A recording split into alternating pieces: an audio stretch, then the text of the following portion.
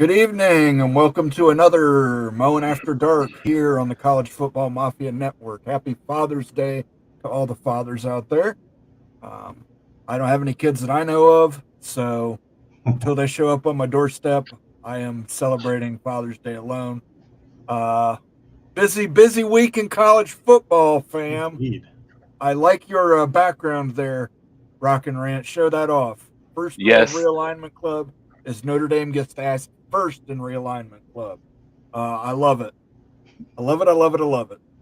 I want to apologize, YouTube. There were some more chat messages here in YouTube, but they got kind of pooped out for some reason or another. But it did keep this super chat from Ryan Willie saying Wisconsin may have lost the first meeting, but they lead the series 63-62-8. Longest streak, Wisconsin 14. The current Axe owner is Wisconsin. Wisconsin will win this year. Minnesota's quarterback hasn't faced very good teams in FCS.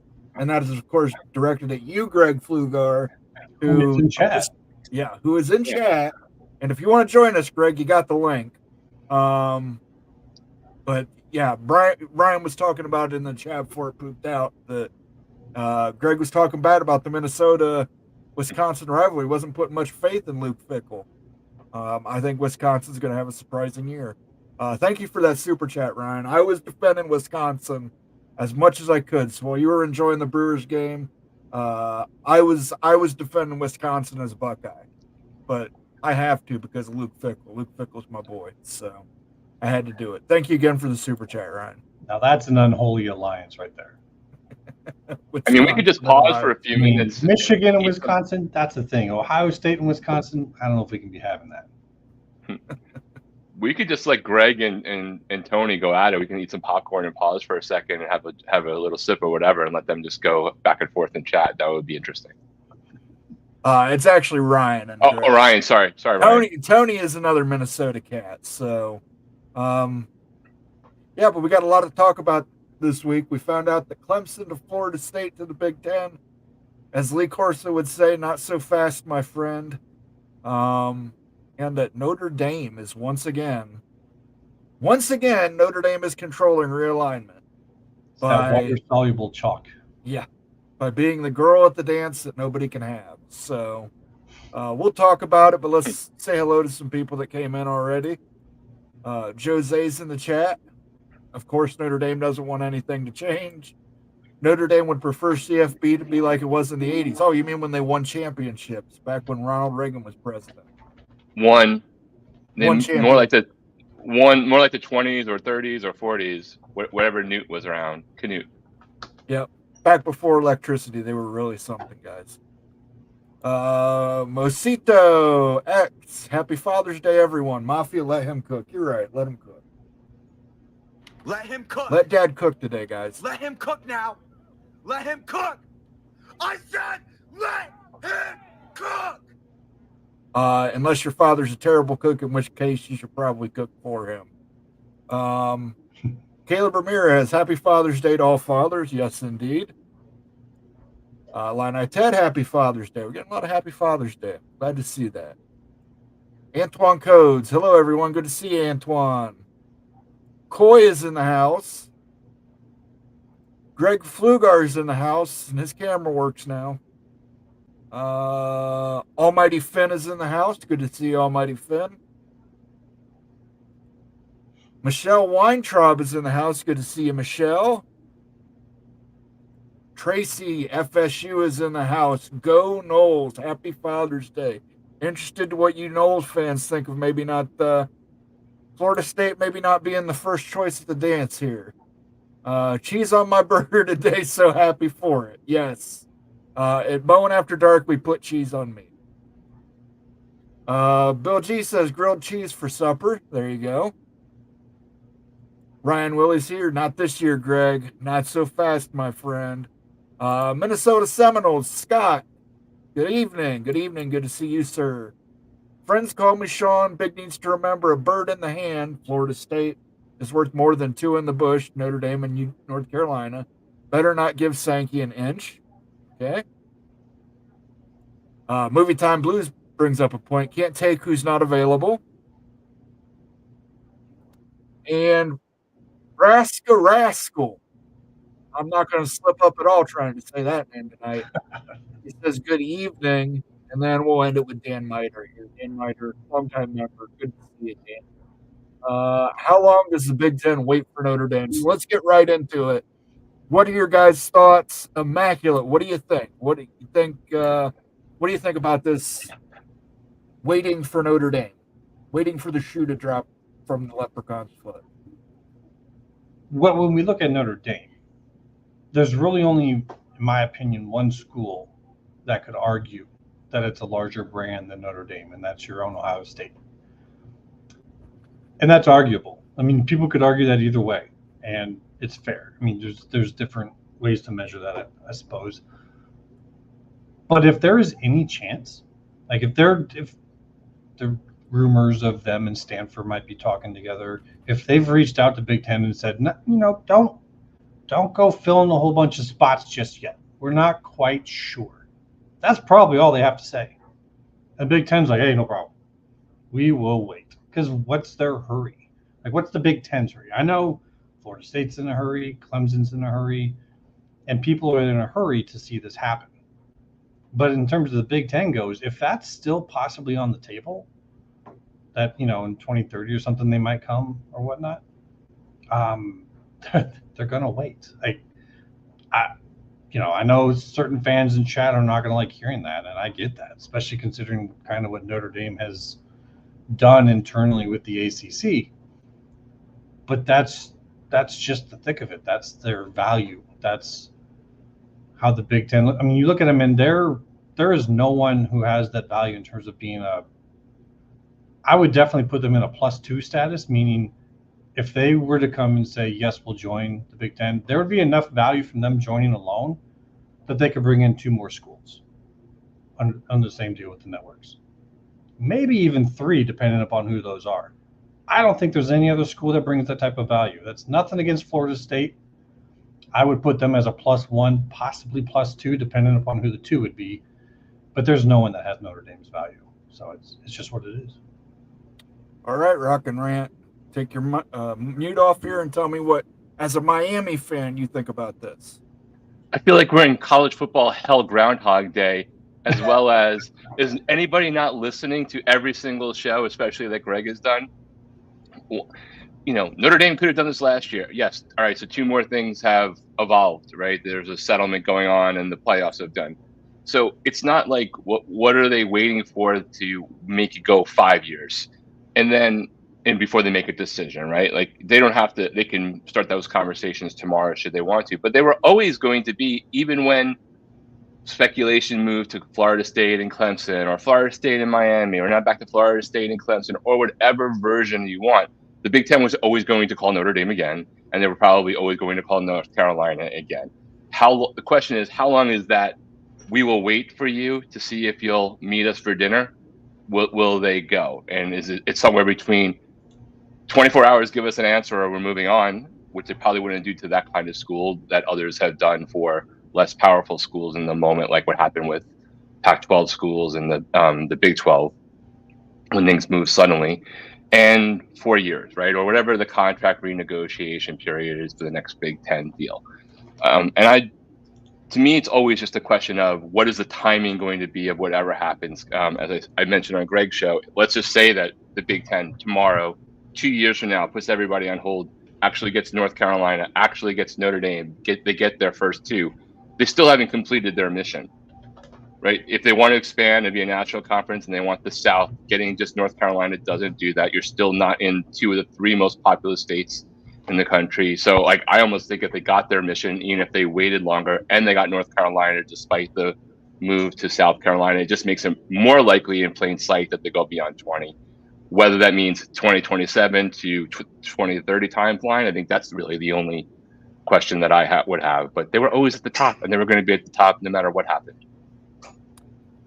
You bring up an interesting point, Rock and Rant, and I was thinking about you when I was thinking about this. Do you think that this actually might benefit schools like a Miami, a Georgia Tech, some of these schools that haven't made the move from the ACC yet, and that this time period allows Florida State and Clemson to take all this brunt of the legal burden. And this might take 2 to 3 years to get figured out. And in that time frame, at that point, perhaps Notre Dame says, okay, we'll join, but we want to take a Miami who we have a rivalry with, who is AAU, who's a private institution. And we want somebody a little bit. By that time, Florida State might be AAU as well. That could benefit Florida State. They're real close to hitting AAU status, I believe. But I think, do you think this pause benefits some of the other schools in the ACC who haven't declared yet? I think it's possible. Whether that bears out, I guess we'll see. I mean, somebody's clearly playing checkers and somebody's playing chess when it comes to all of these moves, and we won't know till things are, a little bit further down the road. I just don't see a scenario where the Big Ten, with their mission statement, and granted, getting Notre Dame gets you into every state in a significant way, some more than others, but if they want to have the presence that they're going to do, even if they were to go to Notre Dame and bring them in, if I'm a Florida State fan, I might be more worried about when, but not necessarily if the Big Ten's coming back around and kicking your tires, or what the SEC might do in response to a Notre Dame going into the Big Ten. But it might benefit the other schools. It might be more of an indication that they're going to go past 20. But I think a lot of us already thought the Big Ten was going to go past 20. Even if you reversed it, if Florida State and Clemson were the only two, for whatever reason, as much as I might hate that right now, if an hour after that Notre Dame said they wanted in, Notre Dame's still getting in. And now you're suddenly at 21. What do you think, Immaculate? Remind me on that question again. Do you think that this benefits the other schools that have not declared for the ACC yet, like Miami, Georgia Tech, other possible realignment candidates? I think everyone. I mean, you touched upon what we were talking earlier about how many private schools are there. I think a lot of them have to wait to see what happens with the NLRB. But in terms of the wait time helping them out, my thought is that the exit fee for the ACC is based upon yearly operational costs. And I think it's in there that it's 3 times that amount for an exit. I don't think they ever thought or prepared or had even fathomed the idea of multiple departures within the same year. I just don't think that was like a thought of reality at the time. Because if multiple schools now were all to leave, let's say 6, like it's, crazy. It's one of the bigger ideas. That would be 18 years of operational cost covered. I don't think that's enforceable. There's no way. So at what point in time, say Florida State and Clemson, they get out, they pay 6 years of operational costs as part of the exit fee to get out, plus whatever settlement there is for their rights. Once they've done that, what type of an argument do those other schools have then, maybe through the courts or whatever, to say they have no right to take any more operational costs from anyone? When does that become punitive? When does that become profit? Like they don't even need to have a media deal for what, 6, 8, 10, 12 years if they have that. So I think it benefits them a lot if Florida State and Clemson were to get out and pay that exit fee, because I think that creates another exit potential pathway for those other schools. So yeah, I think they're all watching this closely to see what happens on those schools. My second question for you guys, and I've thought about this a lot. Do you think Notre Dame put out a word to the Big Ten that maybe Florida State and Clemson does not turn us on? What do you say, Rock? I don't think they would say that about Florida State. They have an existing relationship there, and they recruit heavily in Florida, so there's benefits there. But maybe on Clemson, just for whatever reason. But I guess the question is, if you're the Big Ten, how much latitude do you give a school like that to weigh in on what you would have done without them? There's a line. How far does that go? Does it extend to Clemson, but you would still take Florida State if they objected? I'm not necessarily on the I believe that Notre Dame would advocate for Miami train. I would love to think that, but I don't personally have faith that would be an actual thing, other than if they were just trying to balance out some degree of a move to a Big Ten with more private universities that had some of the same problems, just to add a few, but not because there's some long history of love on the administration side. If there is, I have no idea of its existence, even though they did renew the rivalry on their own before the ACC, folded into the scheduling agreement, but it was still, a couple of games every 5 or 6 or 7 years kind of thing. What do you think, Immaculate? I don't see it so much with Florida State, and not to bag on Clemson, but I think that there might be some type of favoritism shown. Like they say, we're okay with Florida State, but if you're really talking about bringing in Clemson, I think we would prefer Miami to come along with, because the closeness and value possibly. And when like I said, when you talk about Notre Dame, is it a +3? So if maybe they're talking Stanford, they might want a Miami instead of Clemson. You start to say how far, as you said, how far could Notre Dame push? To like what T-Mac is saying in chat, Notre Dame has no interest in the big. I agree with him. Like right now, I don't think they have any interest to join the Big Ten. If they ever do join the Big Ten, it would be as like a last resort type of a situation. Like maybe whatever they're actually working on falls through, doesn't work out, doesn't look like it's going to be good. We get some governance rules that are coming out of the settlement, which we have not heard yet, that maybe all of a sudden are going to change people's minds. Like, oh, they're really going to have to join a conference at some point in time. Not saying that's true, just saying it's a possibility. These things that are coming here in the near future might change their mind, but I do agree now that they're not interested. But yeah, I absolutely think if they're going to make that call to do something that they probably don't really want to do, they're going to try and get as much as they can. And I think that private universities coming in is a big deal for them. Say Miami, Duke, Stanford, with them plus Northwestern, that's 5 teams. That's really not even 25% of the voting group of the Big Ten at that time. Say they go to 24.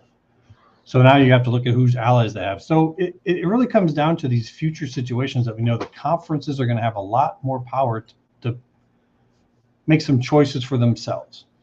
And if you're coming into that as Notre Dame, you're going to want some like-minded, pure university type schools, privates, to vote with you on the direction of the Big Ten going forward. So I don't think that they want it now, but if they end up having to make that choice, yes, I do believe that they would weigh in as much as would be allowed on who comes with. Okay. Let's take care of a little business first. We've got over 117 people watching live. Appreciate that. If everybody could give us a like, that'd be much appreciated. It doesn't cost you anything. Also, if you're not a subscriber, please subscribe to us. We're on the march to 4,000. I'd like to hit 4,000 here before the end of the month, if at all possible. Furthermore, if you want to become a member, get access to custom emotes, Wild Ute University timeline videos in the members only section, and get preferential on comments selected. You can do that by clicking the little cash icon below and becoming a member. You can also gift memberships to the community if you're feeling generous, or leave us a super chat. All super chats get read. We're marking comments. I see we're marking comments as we go here, guys. Lots of great comments. Keep them coming. We're going to get off this topic here very shortly, and we're going to get to comments. I just got one more part I want to bring up here, and that is the third dance partner in all this, North Carolina. Where do you think we've heard from Greg that North Carolina, the Board of Governors, is very firmly SEC? If that's the case, why is the Big Ten still waiting to hear from North Carolina? Personally, I think they're really waiting to see what's going on with the settlement, what's going on with Congress, what's going on in LRB, like all these other situations that everyone has to wait on.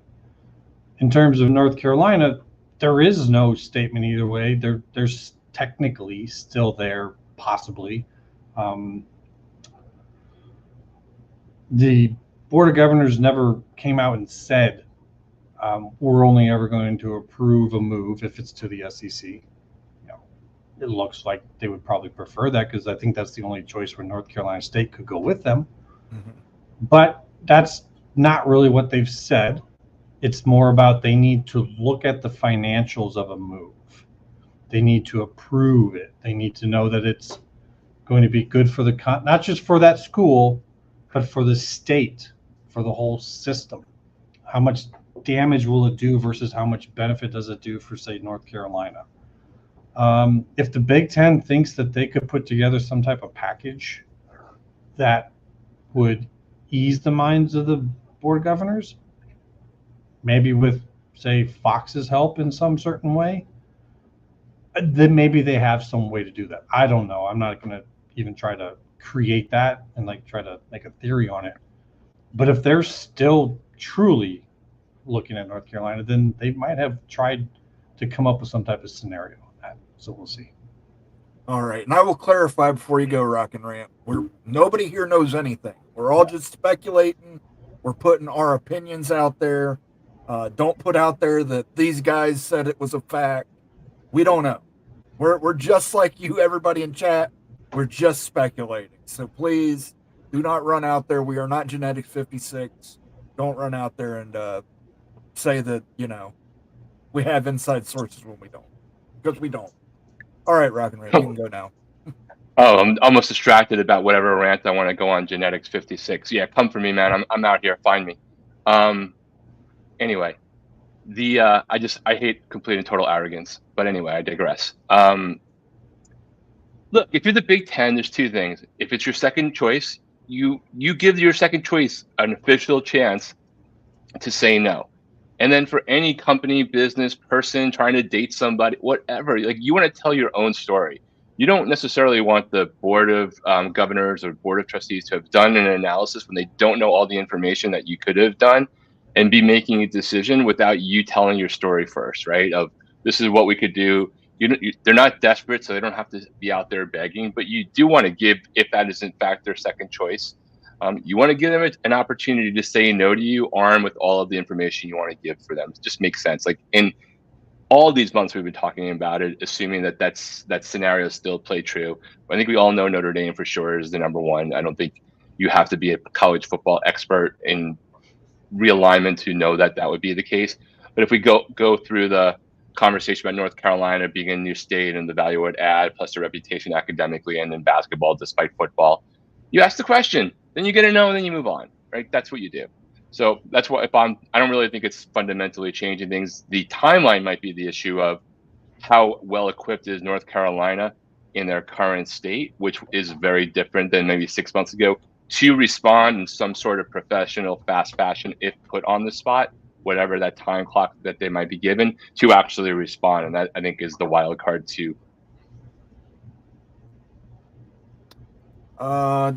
Troll Grind. We got a super chat here from Troll Grinding Cheek Clapper. Oh, that name. The best name on YouTube. Hope Notre Dame joins, but will be sad seeing end of best intersectional rivalry of USC versus Notre Dame. But good to have USC's number one rival in the same conferences. I believe, they would be a protected rival in the Big Ten for sure. But thank you for the super chat. What do you guys think? That's going to be an interesting drama. I do have someone that I talk to quite often who's a pretty big Notre Dame fan, has a podcast, and that's his number one thing. Like if the Big Ten wanted Notre Dame, he said the one thing that actually made him start to think about Notre Dame joining the Big Ten was USC joining. And that's just his opinion. I'm not saying that's for all Notre Dame fans, but that's a pretty big lure. And as we move on and we see maybe moving up and having even more conference games, it's going to be tougher for that out-of-conference scheduling. So, if they want to maintain that, if they want to say have Notre Dame and USC be a protected game for NBC and the Big Ten, to have an absolute spotlight spot in the schedule, I think that's something to look at there. I do think, though, if Notre Dame never joins, that they will find a way to protect that. It's a pretty big money matchup. Yeah, huge. Yeah, they would have no choice but to keep that. I mean, Notre Dame's the one school that probably would be the last to have any scheduling problems, even if the big conferences go to 10. Not every school has an in-state, out-of-conference protected rival that they're required to do, or at least pressured to do. So even if they had one cupcake, they would be able to get a pretty decent schedule over time. It would probably take a little bit longer for Notre Dame to find themselves having any degree of scheduling concerns. For the other schools like a USC, when you have your conference that way, if they go to 10 games, if Notre Dame's out of the conference, then you really only have a choice to have one cupcake game, right? Unless if you want to keep your record as good as possible for the playoff consideration. But I think Notre Dame will be fine either way for a moment. But I can't see a way that they don't protect that game, which also makes it interesting for them because they have so many theoretical teams that you would want to see play every year, and that just won't happen. The problem with that is that game would have to be played in one of the first 2 weeks of the season. They might make some type of an exception for him and allow that game as an out-of-conference game to be scheduled later in the season, just because of the value. Like if, say, NBC requested it and Fox was like, okay, and CBS is okay, and the Big Ten is like, all right, we'll work that into the schedule. But there's always the threat. And, I'm not saying they're making a direct threat, but the threat of that being just an early season game.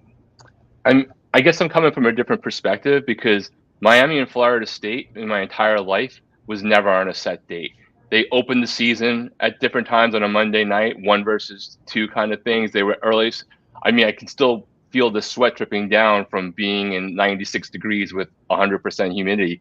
The game has bounced around all of the time, and it never felt like, oh, I wish if this was in November, it would have been better. I get there's a lot more tradition with certain games and the last week games. Like Miami just hasn't had that. We've had garbage, random. Let's force a rivalry for that last week because our main rivals like Florida State, Florida, when they're on our schedule, they have that game already as the last one. Notre Dame had when they were on our schedule always had that, so we have never had that set one. So it feels a little bit different from my point of view.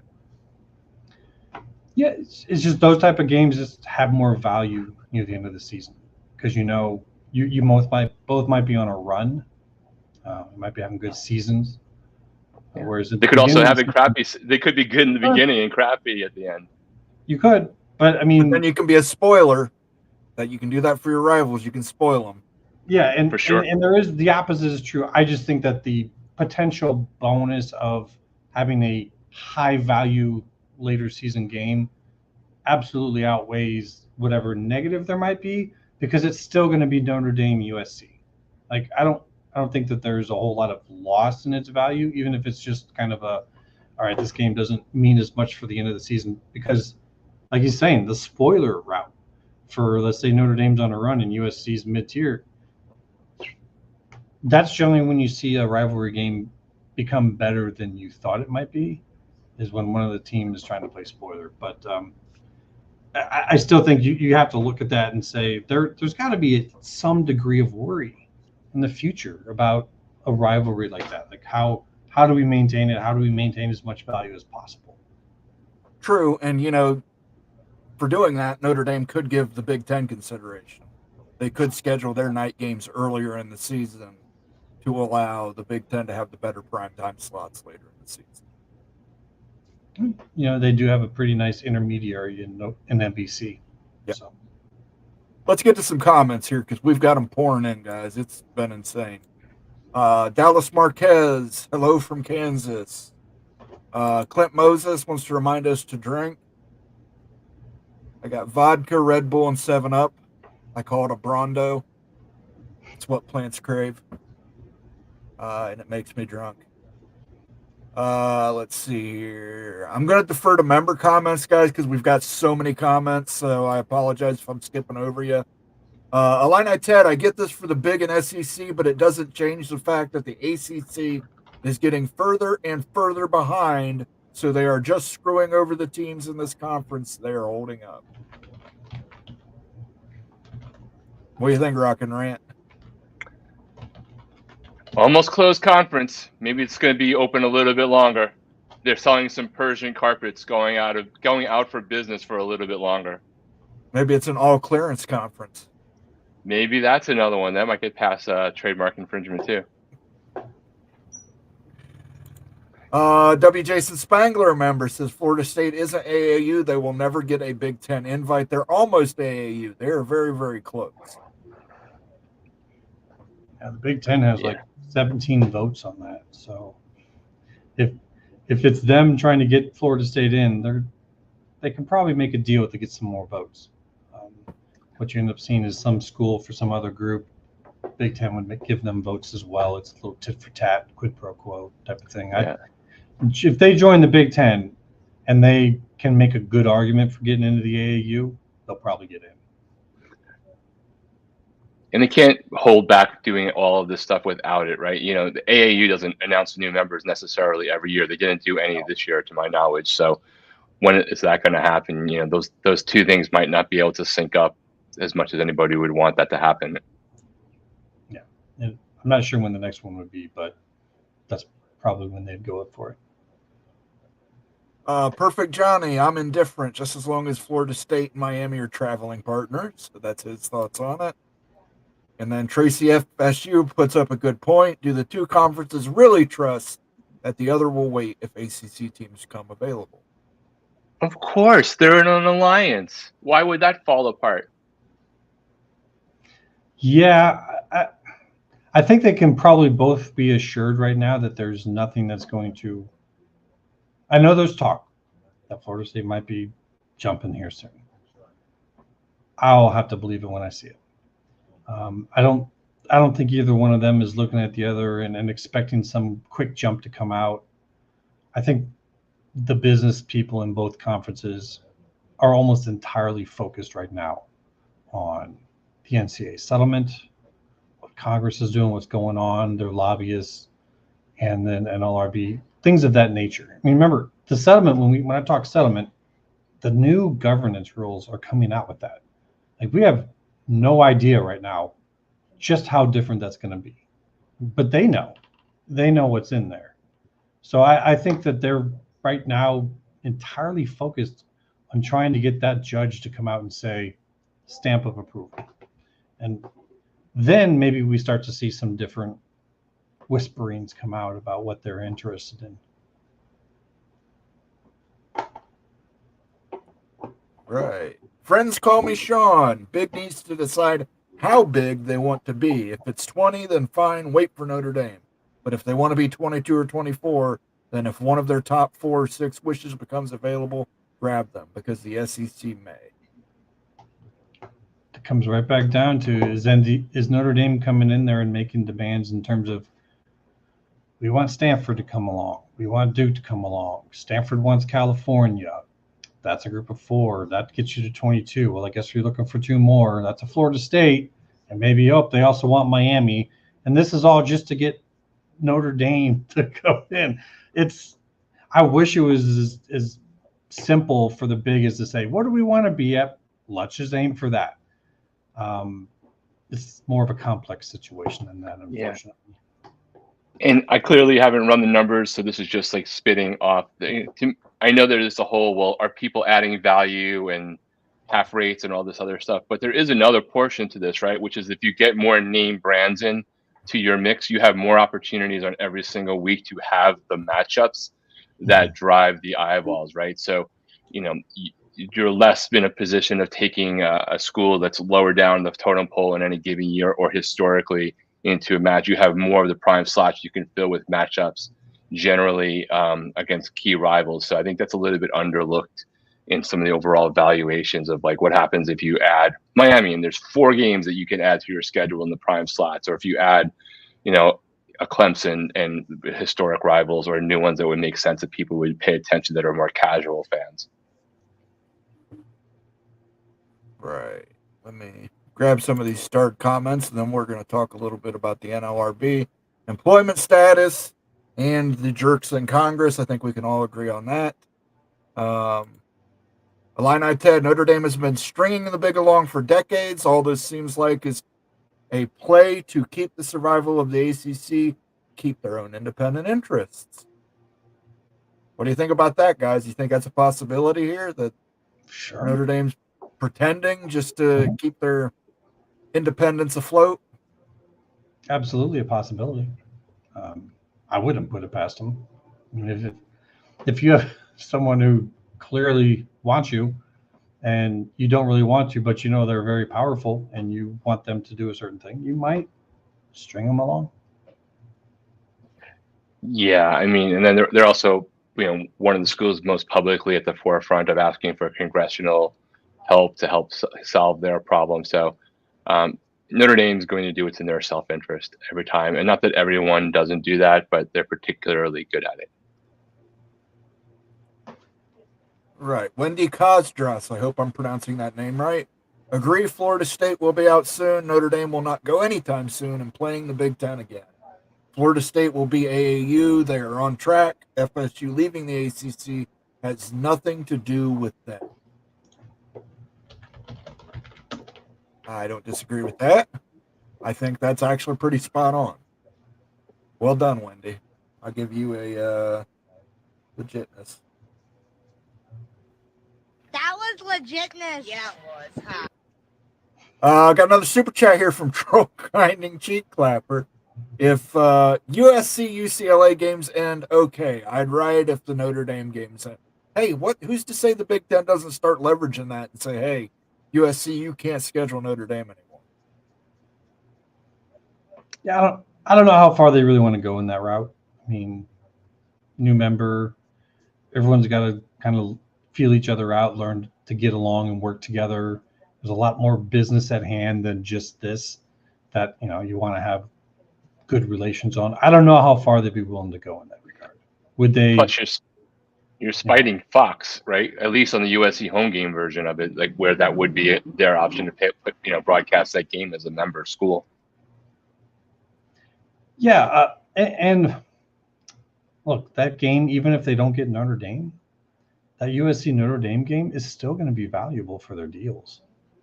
When it's at USC and Notre Dame's coming there, remember that's on the Big Ten's deal. So that's what I was trying to say. Yeah, you are. That's just like half the time. That's a Big Ten game now. So I mean, you're getting half the value. Fair enough. Thank you again for the super chat, Troll Grinding Cheek Clapper. Let me get to a couple more comments here, and then we're going to talk employment status. Jason Spangler, I know Florida State fans love their school, but the reality is the reality. We've been hearing for 6 months now how FSU is leaving the ACC, yet no one has ever put forth a realistic landing spot. That seems a little unfair. I think it's pretty clear that they have a landing spot in one of the two places, despite what some national reporters and others would say. I can't. Florida State's not going to leave the ACC and wind up being independent for 10 years of going to the Big 12. That's just not happening. And that, I don't know that, but I know that. I think we all know that. He doesn't know that, but he knows that. I mean, it's the math, right? It's the business of the schools. It's where they're going. If there's top 20 brands and you have a lot of schools in both conferences that obviously have been there forever. They're not about to be kicked out. But from a top 20 brand perspective, top 10 brand, depending upon what you look at, and often they are in the top 10 in a lot of surveys, you're just not going to figure out a way to not take them. One of the two conferences will take them, whether it's 2025 or 2029. I guess you can argue about that. I would tend to think that the Florida State wouldn't go to the lengths that they have gone to, which have been considerable and have rubbed a lot of people the wrong way. I don't think that they would go to the lengths they've gone to if they hadn't gotten some kind of, even if it's backdoor, third party affirmation. That being said, nothing is a done deal until it's done. So I don't know what it is that's going to happen with them. Maybe they get in the Big Ten, maybe not. SEC, maybe not. Maybe the Big 12. It would have to be one hell of a deal, though, for them to go to the Big 12 with all of these costs and then end up making the same as they're already making. It's a tough one to buy, but hey, man, if you've got a way in which that could possibly happen and you want to share it sometime, I'd be open to it. If they do end up getting out and the Big Ten and the SEC aren't interested yet, they might have to look into some type of idea that we haven't thought of yet. We'll see. All right, Timothy Green, West Virginia plays 11 Power 4 opponents this year, and we are one of only a handful of teams that does that year after year. What I'm saying is it makes it more difficult. Absolutely, Timothy. Congratulate. Ohio State does the same thing. We schedule tough opponents. Some years are just not as tough as they were when we scheduled them. All right, guys. That happens to a lot of schools. Let's talk a little bit about the employment status. What do you guys think of? Hold on a second. What do you guys think of what happened in Congress this week? Oof. You want to start, Rock, or you want me to go in? I might be. Well, this could be like first take. I think you should go because you're the king on this one, and I don't fundamentally disagree with what you're going to summarize. I just have a different take on how it plays out. Immaculate, you more or less watched it live, so you tell us. Yeah. Just full disclosure, some of the things that I'm going to be talking about here come direct from a reporter by the name of Amanda Kristovich from Front Office Sports. When it comes to anything happening in DC with the sports on the business side, she's on top of it. And she is actually there in person, live reporting, live tweeting. Really, you can't go wrong. If there's something going on in DC about this and you know it's happening, look her up on Twitter or on X, and you'll likely get some good news. Yeah, I'll get a link for her here. So from that, what she was saying at the time they're talking about is basically kind of a debate on specifics. It doesn't really seem like there's, the vote that happened was straight down party line. But if anyone's kind of paid attention to DC, that doesn't necessarily mean that when they know that they have the numbers to pass something, sometimes they vote to make a political statement. So the Republicans voted for, the Democrats voted against. It passed because there's more Republicans in the committee. And there's been reports of like Cruz and Booker across party lines working together on this. But interestingly enough, what I saw from the specific comments by some of these representatives that are in the committee was they kept talking about the NLRB and what the NLRB needs to do this and needs to act this way. So they were using this platform at the time with their statements to basically prod the NLRB. And if people don't know about that, we can get into that in another question. But they passed this bill, and it's largely being assumed that this bill is going to be a rider. It's not like this all-inclusive thing all on its own that got passed. It's a smaller portion that's just going to then be attached as a rider to a larger bill. So what made me think is that they needed to make a statement quick. Everyone's waiting for the judge. They're obviously wanting the NLRB to make some decisions on two different cases. So it felt to me like this was a very quick statement to make, if that makes sense to you. It does. It's a message job, as Yes. they would say in the business. Yeah. It's a message job. Now, you talked about the NLRB. Mhm. Rock and Rate, did you have anything you wanted to add to that? Nope, Okay. just listening in. Okay. NLRB, where are we at with that? Well, that's, for people who aren't sure what that is, that's the National Labor Review Board.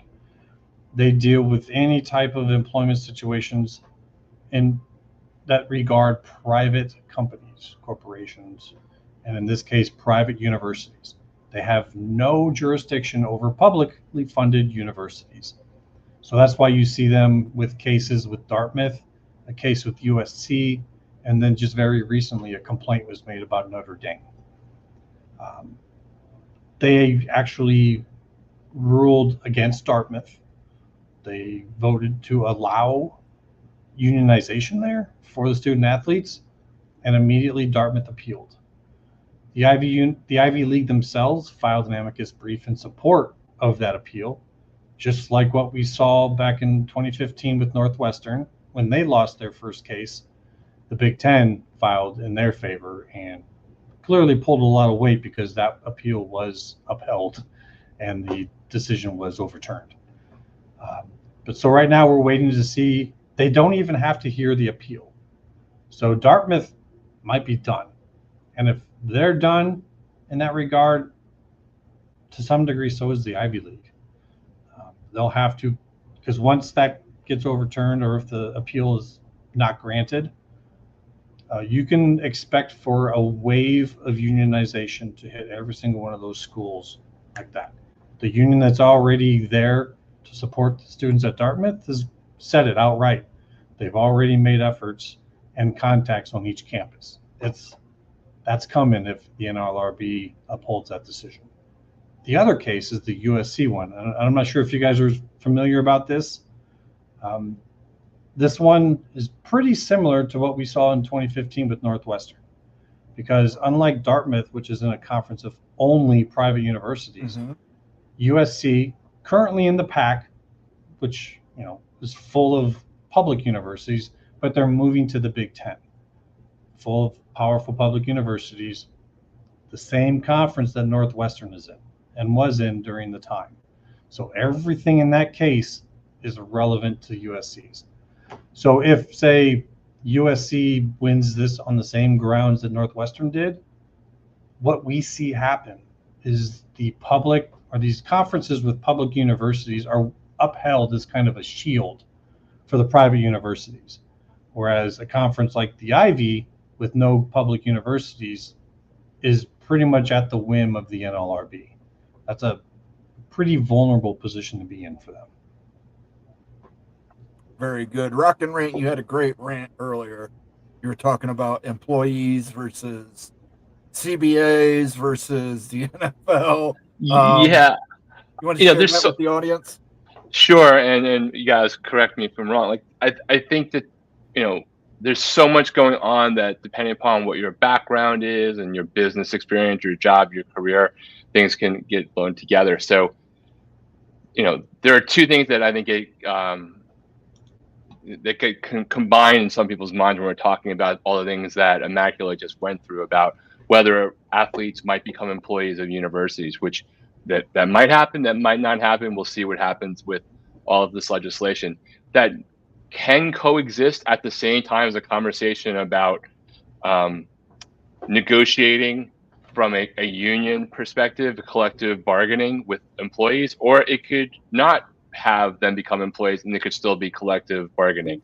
For example, the NFL, those contracts, those players are considered employees of those teams. The Screen Actors Guild for actors who have an overall overarching deal with all of the television studios and producers, when those actors or craftspeople, directors, or whatever they might be for the different unions that are similar to that, they're not employees, but there's still a collective bargaining aspect to it. So there could be a situation where they are not deemed to be employees either through court rulings, NLRB, or future legislation, and still do collective bargaining on another level. There could be one where they actually become employees and also do a more formal union that people are used to doing, a United Auto Workers, just the employee version. So I think when one foot drops, let's say the legislation that is being proposed actually passes, it may or may not mean that the other collective bargaining aspects don't come to pass in some form, in some way, whether it's a formal union, if they're employees, or more of a guild association kind of thing. Yeah, absolutely on that. I know this topic tends to get simplified during conversations with good reason. It's complex. It's a pain in the butt. It is. So it's not like understanding how to. I think you know more about that side than I do, and so I even struggle at times to not oversimplify it. But there are multiple variations that could happen from this, and I think what people see out in kind of in public is you see certain special interests and people that are connected with certain special interests putting out very, shall we say, absolute statements about what it must be, about what's legal. The reality is what's legal is what the law says. And you can challenge that. But if Congress comes out with a brand new law saying what is legal, then at least for the time being, that's what is legal. And we'll see what they say in that regard. And I know, I can see it, you're about ready to go in on that. But there are options. There are different variations, as you're saying. And I think we'll probably see some happy medium. That's not too far in either side's extreme. Yeah, I think something's going to happen along those lines. I just personally believe that it will come out of the chaos actually happening as opposed to preventing the chaos from beginning. But we shall, especially in an election year and where when it gets to the Senate, one person can theoretically block that. But we'll see. Could be wrong. I mean, just the fact that Cory Booker and Ted Cruz are having a conversation at all that's civil is remarkable in and of itself. If you go from the optics of how everybody talks, and by reports, that's been going on for a few years. Like that's not a new thing. I mean, look, it just goes to show you that two people can at least agree on one thing, if not a million others, right? So, we will definitely see how that all plays out. I will take my L. I will wave a flag of a school. I said Louisville earlier off camera. If I'm wrong about it not ever happening, but not happening before the election. That's just my take on it. All right. Are you guys ready to get to some comments? We've got about 15 to 20 minutes left. If you need to leave immaculate, just we're good. Throw your hands up and you can surrender. If people don't know, the new premiere of the brand new Game of Thrones is tonight, so I will be fending off the wife aggro for a few minutes, but that's okay. I'm with the boys. We're good. Okay, don't get her mad at me. I'm just letting. No. I offered, so when she asks, don't get too mad. I'll take the blows. It's okay. We got a comment here from Rob Ellen. I don't think I've seen you here before, Rob. Welcome. What ESPN isn't giving up assets with a payday? ACC schools that want to leave will go to the SEC.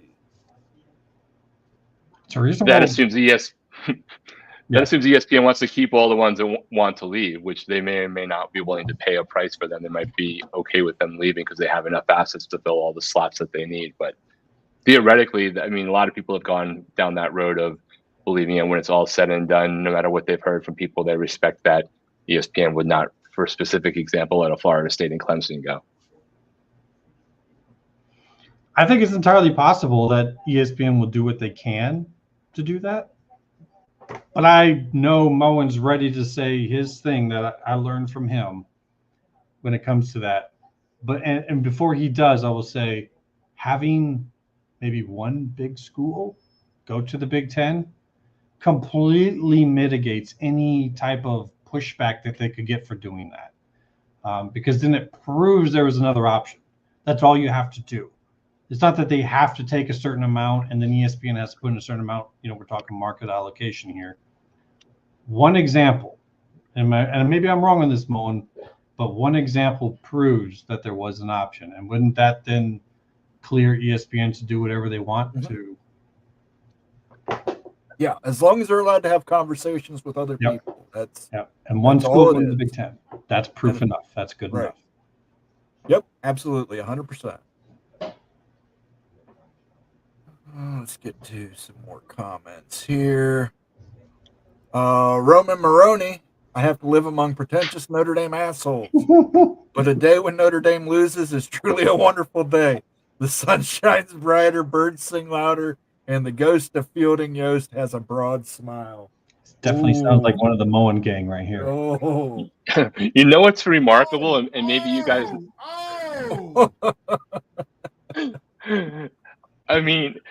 the thing that I find remarkable, and maybe it's just the shows that I'm watching, or I'm not aware that somebody who's commenting or calling into any of the ones that we're all probably very familiar with.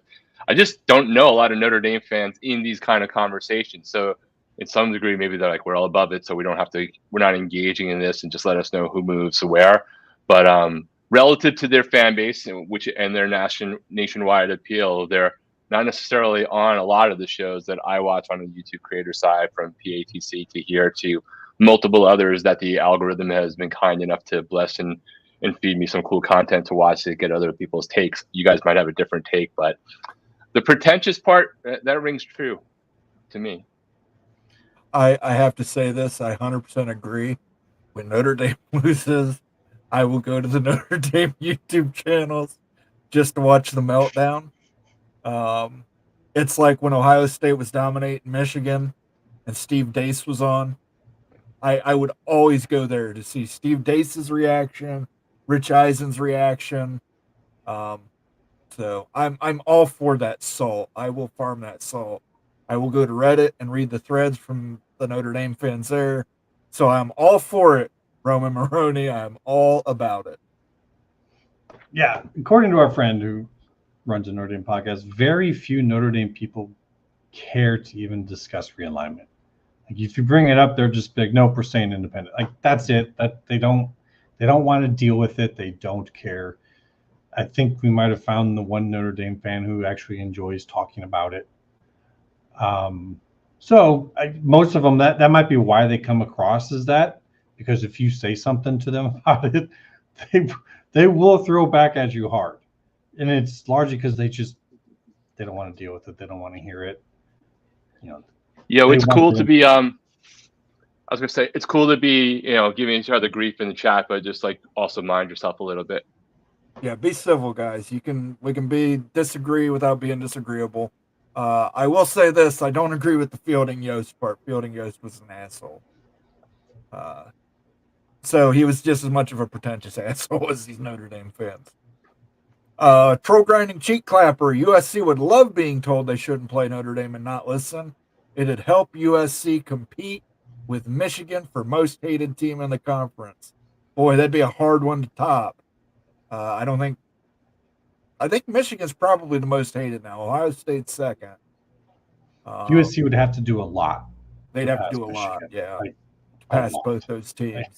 I mean, if USC wants to be in everyone's good graces, basically first year in the conference, you go into the big house, just go whoop Michigan. Like, you want to talk about immediately having a wide berth for pissing everyone off. They'll probably become the most beloved school in the conference if they go into the big house and beat Michigan this year.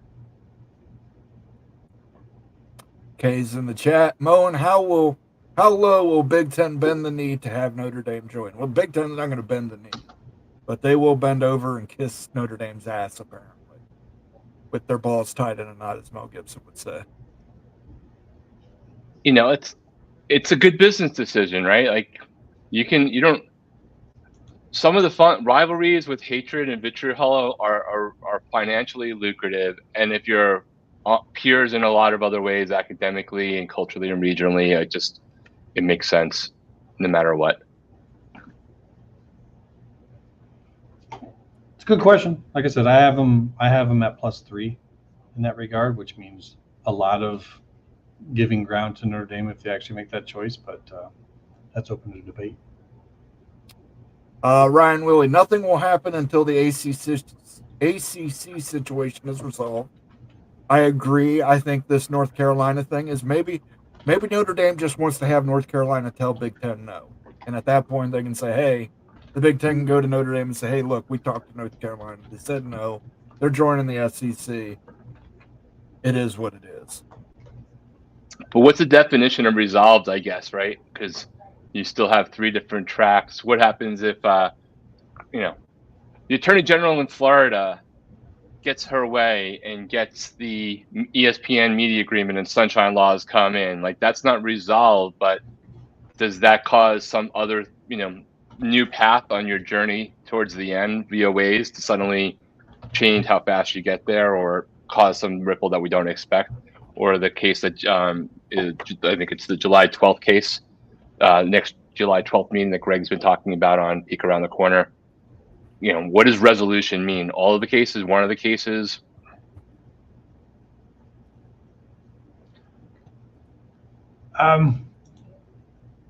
See, I differ from Ryan in this.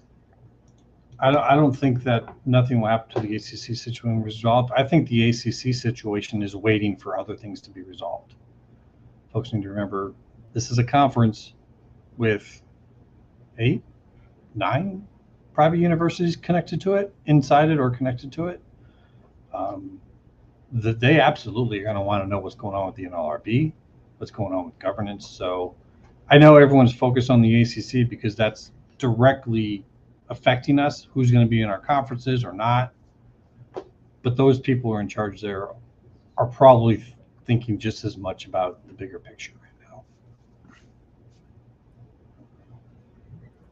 Our friend Jamie Thornton is in the chat. Good to see you, Jamie. Thanks for stopping by. Sky, a member, I read an article online that Washington is taking out 2 $10 million loans against future earnings, one from the Big Ten and one from Fox Sports, to be paid back interest-free after 2030. I hadn't heard about the one from Fox Sports. That's news to me. Yeah, I've heard about it, but I didn't necessarily in my mind separate that from a Big Ten loan, like as two different paths. I just heard them as like, in my mind they were interchangeable, but that doesn't mean they were right. I didn't pay attention in more detail. Yeah, Scott, That's one we can look up. If you're on Twitter, if you would, just send me that article at Moen After Dark. I would love to read that. Sounds very interesting. it's a little surprising because these schools don't deal directly with Fox Sports. Like with Rutgers and Maryland, they got deals from the Big Ten. But could it just be an advance on how the structure of the Big Ten network deals are done and overall and the partnership there? Is that like how maybe it could be split because differently? Each school has equity in the network and Fox Sports has the majority ownership equity. So maybe that's based on that. And as you're saying, maybe that's why they're able to do that. I don't know. Yeah, I mean, I imagine coming in and getting a much lower payout is going to be tough for them, especially with some of the budget issues that we're seeing there.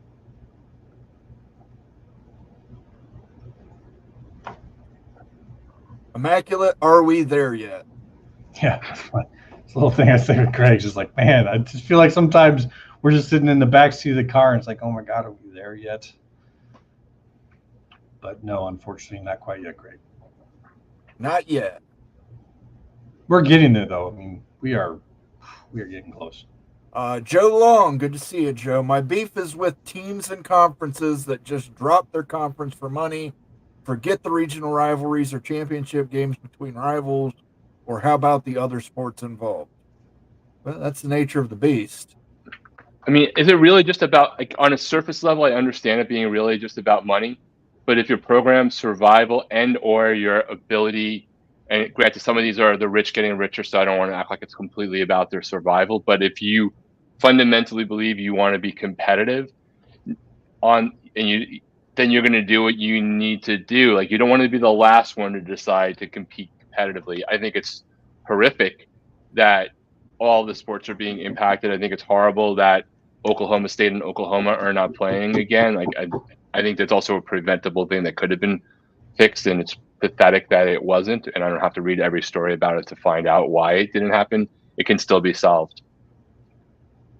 I saw you getting the high sign there, Immaculate. Don't try and hide it. Don't get this heat on me. I don't want the heat. It's all right. It's paused. We're good. Okay. Don't put no heat on me. The 4 West Coast schools are in for a lifetime of pain playing sports in the Big Ten. The travel alone will decimate them competitively. Maybe. We'll see.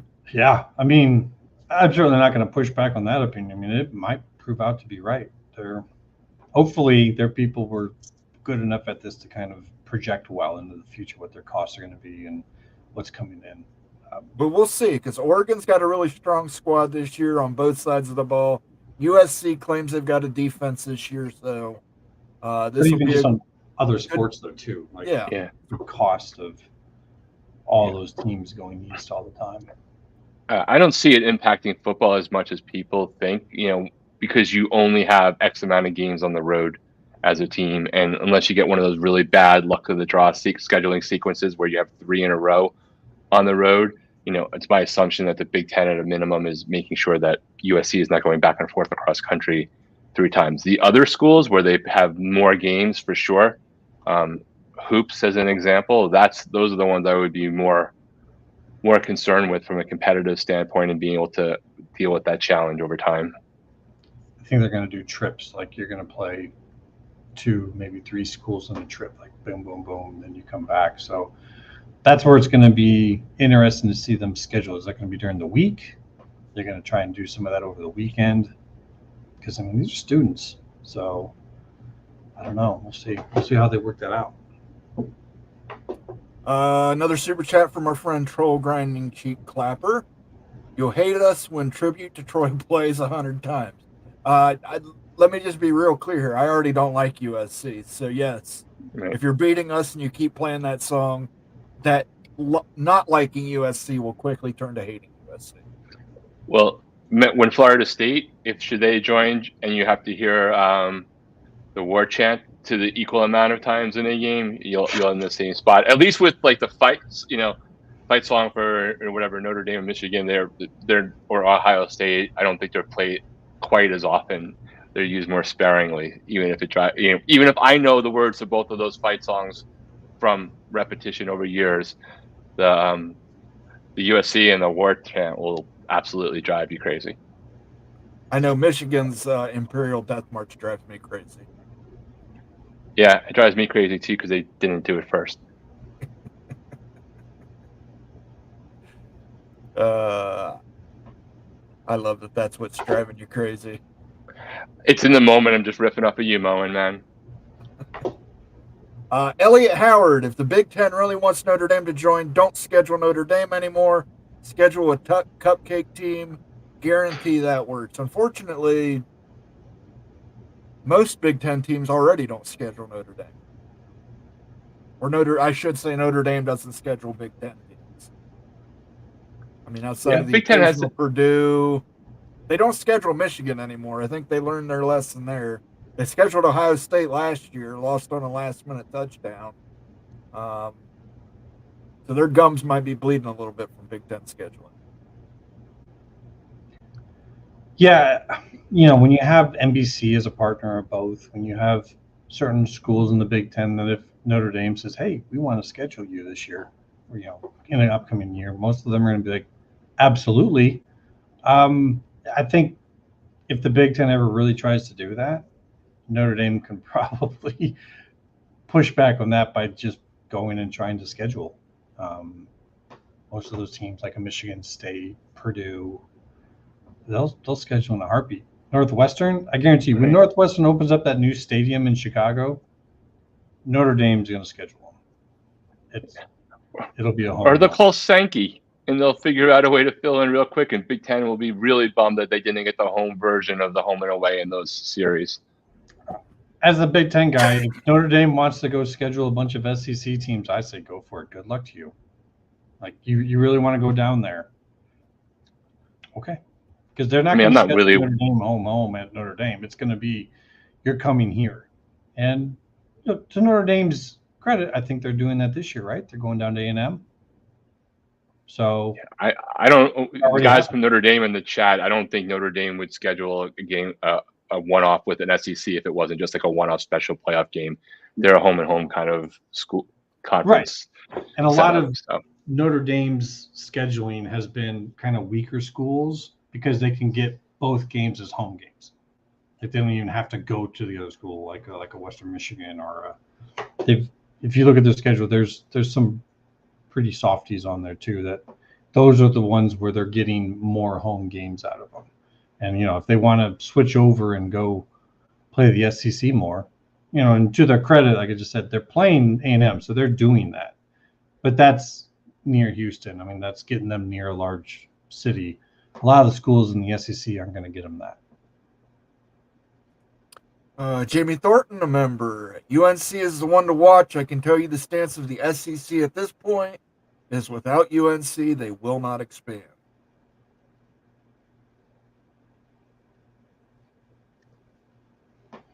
Well, I guess we will find out. I can't imagine Sankey, though, letting Big Ten, whenever they decide to do something, should they decide to do something, just sit back and be quiet in response if North Carolina says no. Just doesn't seem like something that they would ultimately do, but I also know that Jamie's got some very good contacts and insight into the SEC that I don't begin to have. Okay. Oh, boy. Kaylani L. If I mispronounced it, I'm an asshole. Fielding Yost was a Michigan guy. We really have a Buckeye happy about Yost smiling from the grave. Well, I think he's probably not smiling wherever he's at. It's probably pretty fucking hot because Fielding Yost was not a good person. You can say whatever you want about him as a coach. Personally, he was not a good person. So For me, I never understood why Michigan put that man's name on anything, but that's a Michigan kind of thing to do.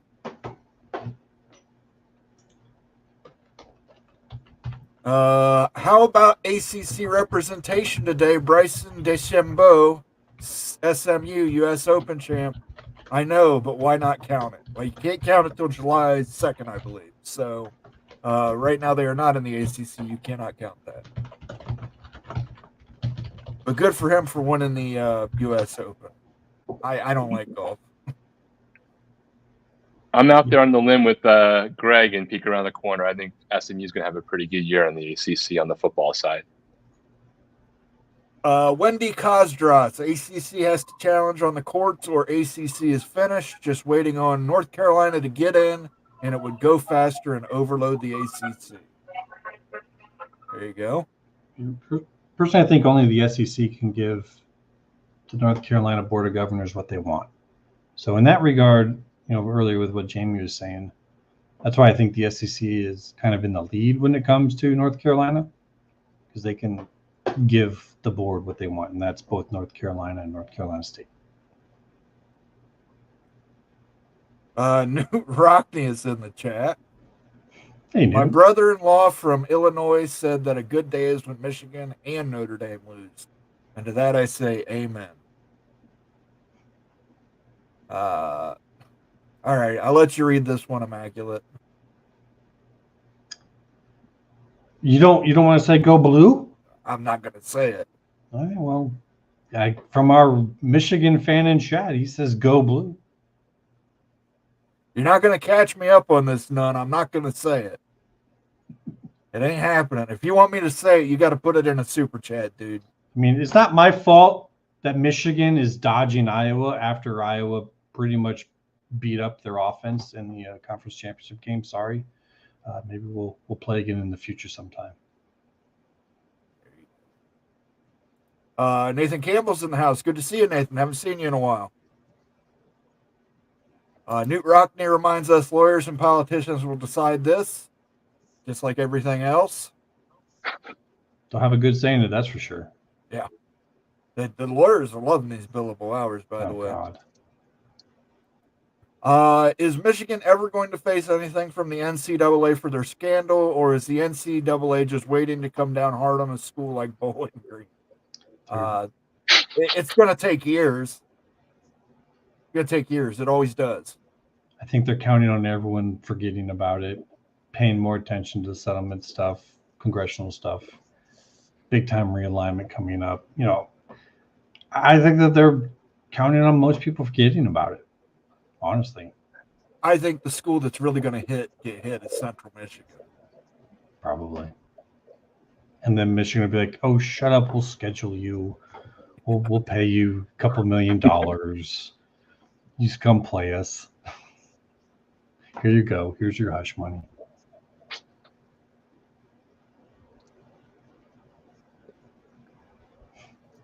Tony Lawson seems to confirm it. Washington got a $10 million loan from the Big and $10 million from Fox. Both loan are interest free. That last little bit right there is interesting, but I get it. I guess Washington is also maybe a brand value get for Fox. Then I always kind of thought that Oregon was that and Washington was the presidential pick, but I guess Fox sees a lot out of Washington too. I mean, they got Seattle, so a lot of fans up there. Jamie Thornton, I haven't made any predictions this year for the college football season, but my predicted Big 12 champs are the WVU Mountaineers. That's probably a curse like Greg the Cooler, so don't get excited, Timothy Green.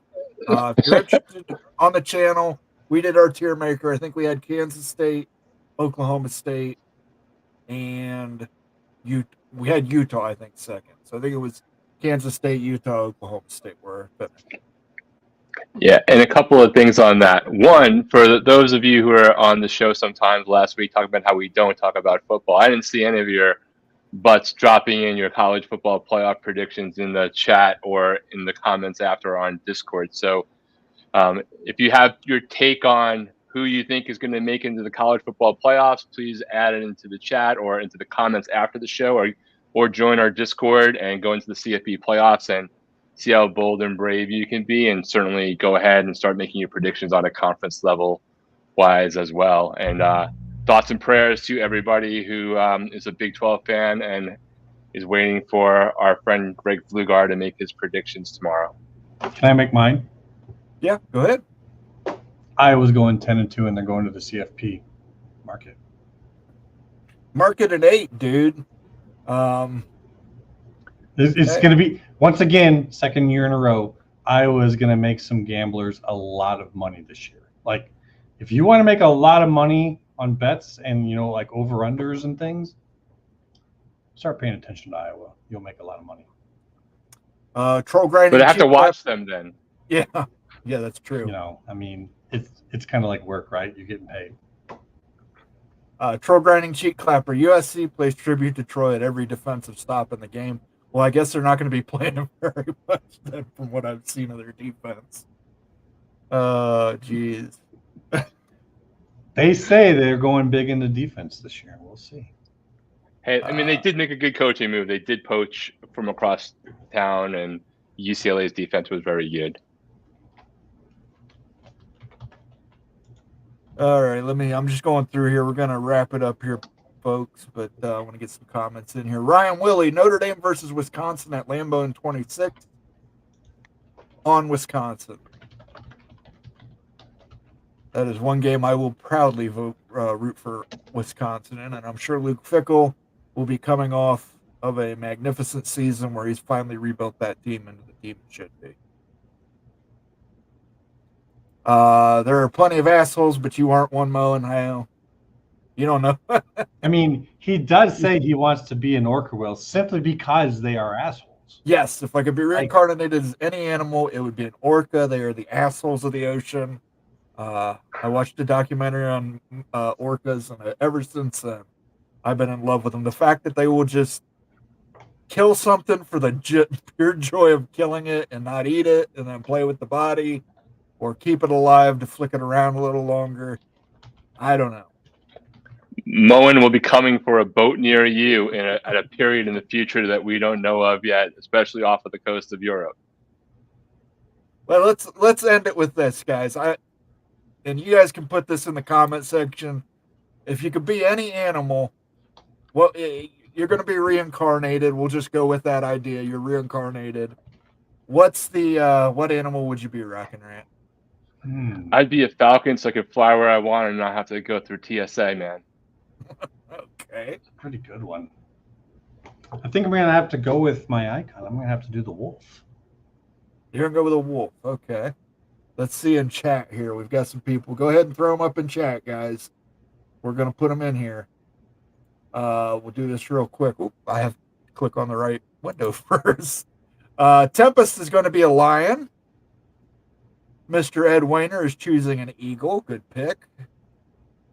Joe Long's picking a rhino. Okay. Yeah, I wouldn't want to mess with a rhino. That's not bad. Illini Ted wants to be an Illini otter. He just wants something. Otter would be good too. Otters. They always seem happy. I mean, that's a good pick. But otters will screw with things too. Newt Rockney wants to be a tuna. Boy, you got me on that one. I don't know why anybody would want to be a tuna, because especially the Chad would be eating and he's a shark. Nathan Campbell chose eagle as well. Bob Swanger shows bear. Buffalo, mascot of Colorado, pampered bovine. None says a butt-kicking Wolverine. Wolverines are just overgrown weasels. Newt Rockney, Will Ferrell wanted to be a tuna in The Other Guys. I still have not seen that movie. Jason Spanger wants to be a gefilte fish. That is oddly specific. Yes. I don't even know what's a worse take is take on what animal to be or the Seminoles. They're both pretty rough. Joe Long says dolphins seem quite cordial, but they can flip a switch and kick ass. Yes, an orca is an over. Unless Tua is the quarterback. Oh, sorry. Damn. Fair comment from a Miami guy. Burn.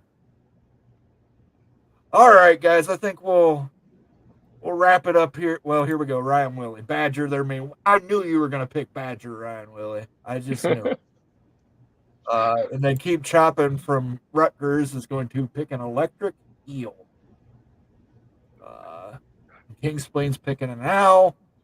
So I will leave it at that. The owl is a very wise bird, but the animal I like most is clearly beaver. We will leave it with that. Thank you all for joining us on another episode of Moen After Dark. Join us again on next Sunday at 8 p.m. We'll be taking your questions and comments. Tomorrow at 8 p.m. is Big West Mafia. Tuesday at 8 p.m., Big 12 Mafia show. And then Friday is a Big Freaking Friday show at 7 p.m. Eastern. So until Tuesday, peace out.